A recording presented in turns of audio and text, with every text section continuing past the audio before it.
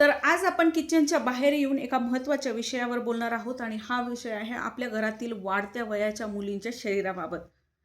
एक विचार करा, तुमचं एक बँकेत खातं आहे आणि तिथे ₹1,00,000 जमा आहेत आणि तुम्ही दररोज ₹10 त्यातून प्रत्येकी काढत आहात. दररोज ₹10 काढत आहात. ₹10 ची व्हॅल्यू तशी 1,00,000च्या मानानं कमीच आहे.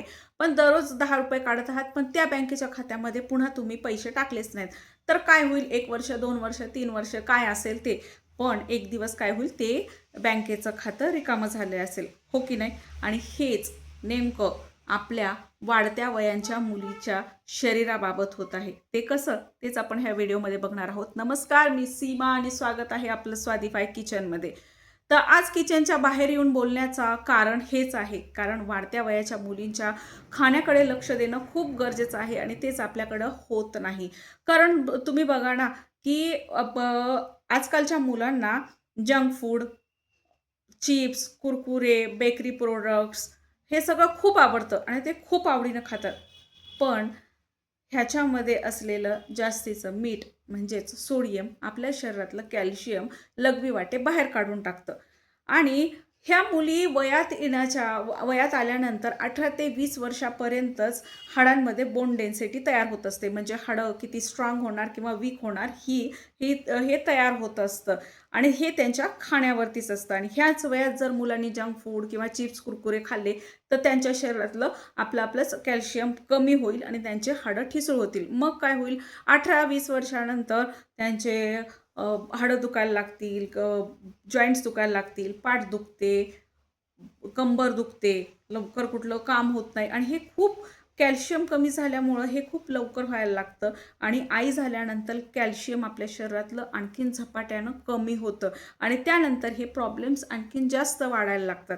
आणि जेव्हा तुम्ही बाहेरून कॅल्शियमच्या गोळ्या खाता ना, तेव्हा थोड्या दिवस चांगलं वाटतं. पण तुम्ही जर जास्त कॅल्शियमच्या गोळ्या खाल्ल्या ना, तर ते पण आपल्या लघवीवाटी फ्लश होत नाही आणि आपल्याला त्याच्यामुळं किडनी स्टोनचा त्रास होऊ शकतो. म्हणून बाहेरून मेडिसिन घेण्यापेक्षा आपल्या मुली जंक फूडपासून तर दूर राहू शकणार नाहीत. तर आपल्या स्वादिफाय किचनचा हाच उद्देश आहे, की त्यांना जे आवडणारे पदार्थ आहेत ते घरीच बनवायचे, आपल्या किचनमध्ये बनवायचे, पण एका हेल्दी वेनं. कारण बघा आजकालच्या मुली कडधान्य खात नाहीत, डाळी खात नाहीत, नाचणी, बाजरी, ज्वारी ह्यासारखे धान्य खात नाहीत. त्याच्यामुळे त्यांना पुरेसं कॅल्शियमच भेटत नाही. मग त्या जर त्यांच्या बँकेतलं कॅल्शियम कमी करत असतील, तर आई म्हणून आपलंच कर्तव्य आहे त्यांच्या बँकेमध्ये कॅल्शियम भरत राहणं.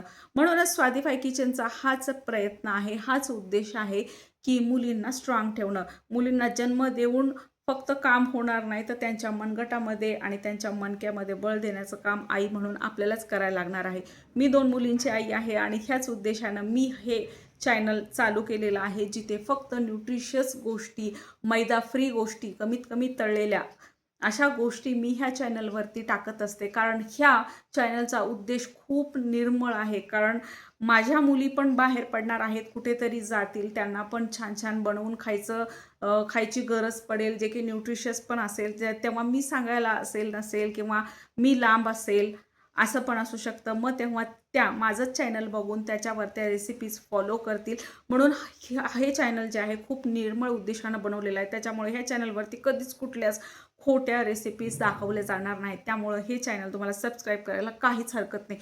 तुम्हाला पण लहान मुलं-मुली असतील, तुम्हाला पण प्रॉब्लेम्स असतील, की तुम्हाला न्यूट्रिशनची कमी आहे, तुम्हाला पण काम करताना दम लागतोय किंवा तुम्हाला तुमचे मणका दुखतोय, पाठ दुखतोय. कारण प्रत्येक गोष्ट वयानुसार नसते. आपल्या खाण्यावरती पण अवलंबून असते. आपण काय खातो? तर हे सगळं जाणून घेण्यासाठी आपल्या स्वादिफाय किचनला सबस्क्राईब करा. त्याचबरोबर आपण आई झाल्यानंतर आपल्याला जाणवतं, की आता झोपेतून उठताना मणका दुखतो, पटपट काम होत नाही, खाली वाकलं की कंबर दुखते, केस गळतायत, आपल्या चेहऱ्यावरची चालली. आपण म्हणतो की वय वाढतंय, माझा चेहरा खूप रफ व्हायला लागलाय, वय वाढायला लागले. तर काही गोष्टी ह्या खूप जास्त गोष्टी, काही गोष्टी नाही, खूप जास्त गोष्टी खाण्यावरती अवलंबून असतात. आणि आपणही आपल्या पहिल्या काळात जेव्हा आपणही वाढत्या वयाच्या असतो, त्या वयात आपण जाऊन बघायला काहीच हरकत नाही, की आपण किती हेल्दी गोष्टी खाल्लेल्या आहेत, की आपण फक्त पोटभरीसाठीच जेवलेलो आहे हे आपणही बघायला हरकत नाही. यातूनच आपल्याला कळेल, की आपल्याला धडा काय घ्यायचा आहे आणि आपल्या वाढत्या मुलींकडे लक्ष देणं हे आपलंच काम आहे. तुमच्या इथे पण लहान मुली असतील तर नक्की सांगा आणि नक्की ह्या चॅनलला सबस्क्राईब करा. आत्तापर्यंतच्या हेल्दी गोष्टी तुम्ही रेसिपीज जाऊन बघा आणि पुढच्या हेल्दी रेसिपीजसाठी चॅनलला सबस्क्राईब करा. व्हिडिओ आवडला असेल तर चॅनलला सबस्क्राईब करा आणि मुलींच्या कॅल्शियमकडे लक्ष देणं खूप गरजेचं आहे.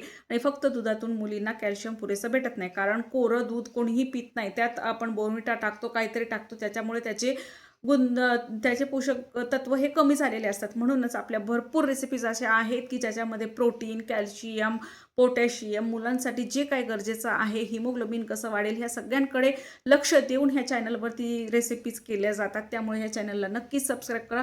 खूप तळमळीनं सांगते, कारण मला ही गोष्ट जेव्हा कळाली की मुलींना कॅल्शियमची किती गरज असते आणि कशा प्रकारे आपल्या नकळत त्यांच्या शरीरातून कॅल्शियम बाहेर जात असतं, पण ते आपल्याला कळत नाही. खूप दिवसानंतर त्यांना जेव्हा त्रास व्हायला लागतो तेव्हा आपण दवाखान्यात जातो आणि दवाखान्यातले मेडिसिन देतो, पण त्याने काही उपयोग होत नाही, कारण त्या मेडिसिनमध्ये असे काही घटक असतात की जे आपल्या शरीरातून बाहेर जातच नाहीत, शरीरामध्येच साठून राहतात आणि काही दिवसानं बाहेरच्या ऑर्गनला नाही तर मधल्या ऑर्गनला इजा होते आणि तिथले प्रॉब्लेम्स आपल्याला दिसायला लागतात.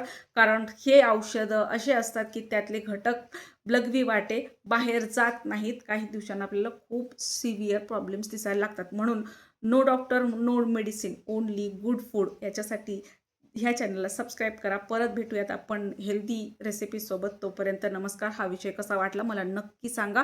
तुम्हालाही मुली असतील तर कमेंटमध्ये थंब दाखवा. थँक्यू. नमस्कार.